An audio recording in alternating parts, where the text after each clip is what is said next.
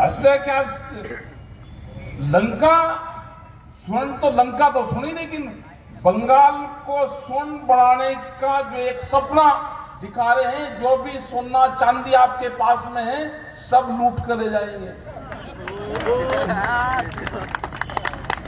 सब ले जाएंगे लूट के।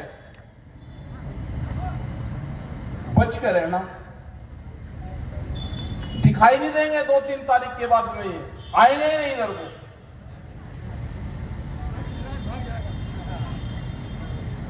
जो 5 महीने से बैठे हुए दिल्ली के चारों तरफ किसान, उनके काबू अभी नहीं आए। जो वहां पे 25 लाख आदमी 26 जनवरी को इकट्ठा हुआ, 3.5 लाख से ज्यादा ट्रैक्टर इकट्ठे हुए, अभी उनके काबू नहीं आ रहे। ये बहकाने का काम कर रहे हैं आपको, इनके चक्रों में मत फंसना भी।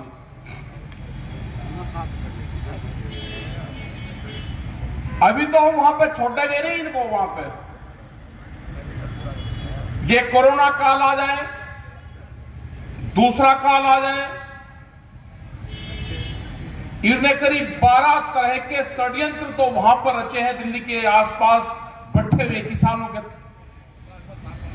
पहले पंजाब का किसान बताया, फिर सिखों को बताया, फिर हरियाणा पंजाब का बताया, फिर उत्तर प्रदेश का बताया, फिर छोटा बड़ा किसान बताया, फिर हिंदू किसान बताया, फिर जाटू का आंदोलन बताया,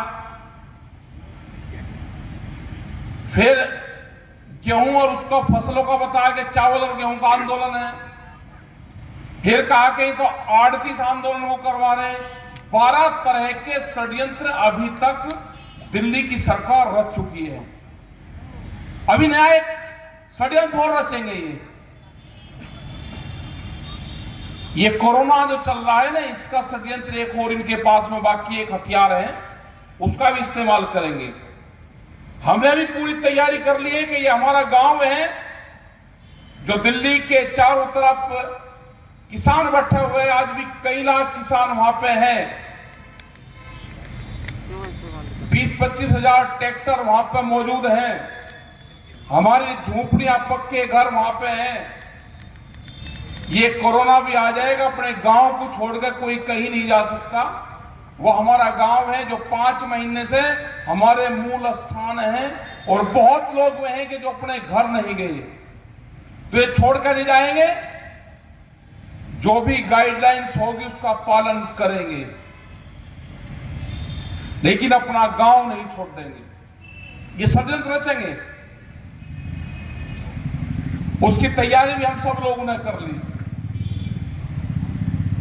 जब तक ये 3 कानून वापसी नहीं होंगे, एमएसपी पे गारंटीड कानून नहीं बनेगा,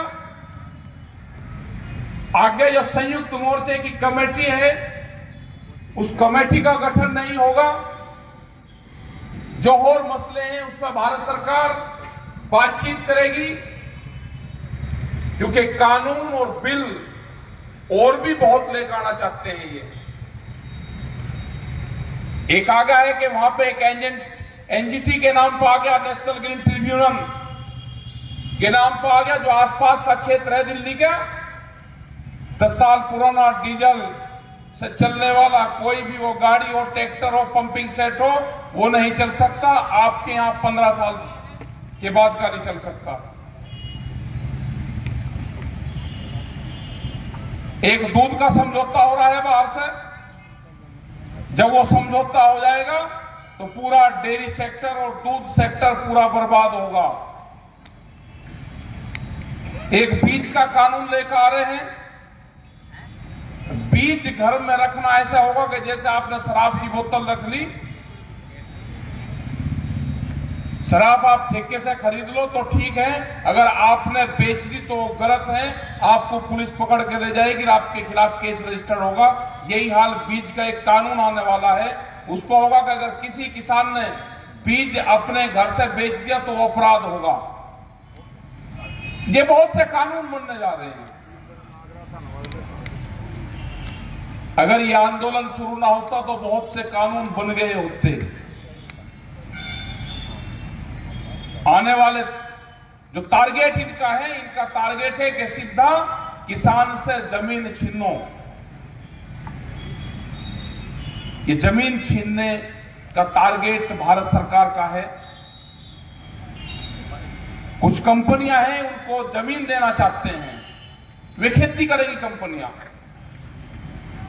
गुजरात में अभी जब गुजरात गए तो 60 गांव की जमीन उन्होंने, आम की फसल वहां पर होती थी, वो 60 गांव की जमीन रिलायंस कंपनी को दी। मुंबई में रहने वाली कंपनी गुजरात के गांव में खेती करेगी, वो प्रॉफिट में होगी। गुजरात के गांव में रहने वाले लोग अपने ही गांव में खेती करेंगे, वे नुकसान में होंगे। वो कौन सा फार्मूला है? यही फार्मूला पूरे देश में लागू करना चाहते हैं। उनका आखिरी टारगेट है कि जमीनों को छीना जाए। अपनी जमीन बचानी है तो आंदोलन करने पड़ेंगे।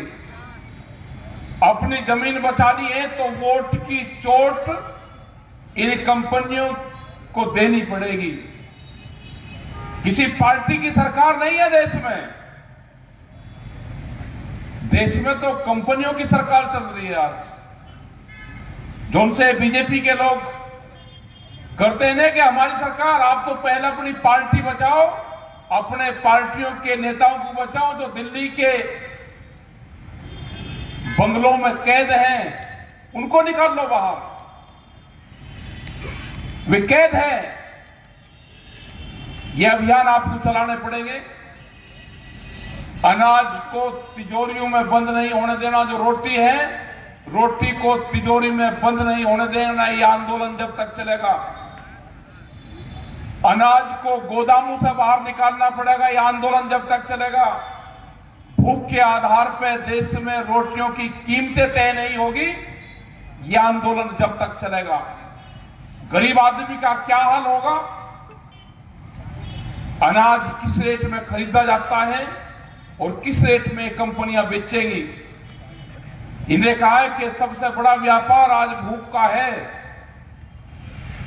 भूख पर व्यापार करो। यह लड़ाई किसान की लड़ाई नहीं रही, ये लड़ाई मजदूर की लड़ाई भी है। ये जो दुकानदार हमारे बैठे हुए हैं यहां पे, ये लड़ाई उनकी भी है। क्योंकि एक शहर में 2 मॉल खुलेंगे तो ये पूरे दुकानदार बर्बाद होंगे।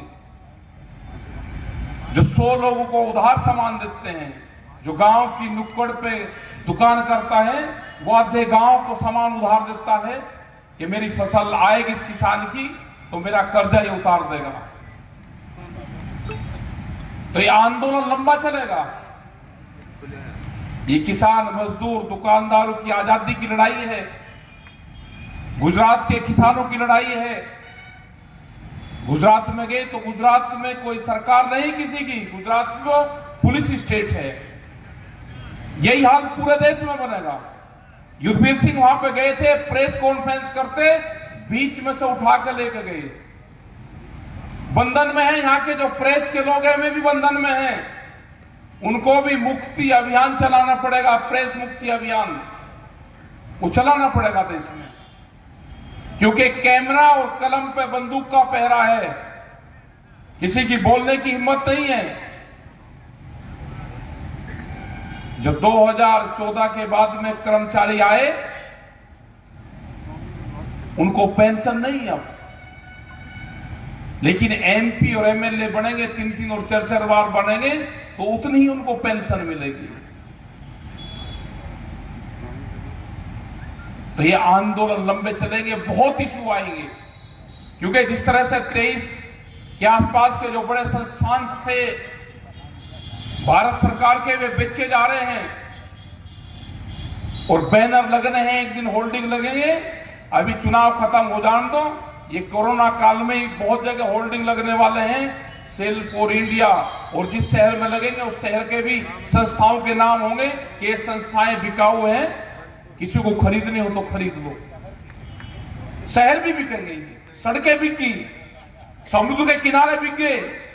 जब गुजरात में गए तो उन्होंने कहा कि 16 लोगों को जो गुजरात का समुद्र का किनारा है वो 100 किलोमीटर के किनारे उनको बेच दिए गए। एक मकान नहीं बनाया कोई, बेचने पर लगे हुए जो संस्थाएं थी, बड़ी बड़ी संस्थाएं थी जो प्रॉफिट में थी, उनको बेचने पर लगे हुए हैं। तो पूरे देश को खड़ा होना पड़ेगा, नौजवान को खड़ा होना पड़ेगा। जो ट्विटर, कंप्यूटर इस पे काम करता है, जो फेसबुक इन पे काम करता है, उसको खड़ा होना पड़ेगा। उसके आसपास क्या घटनाक्रम हो रही वो बताना पड़ेगा उसको। आप नहीं बताओगे तो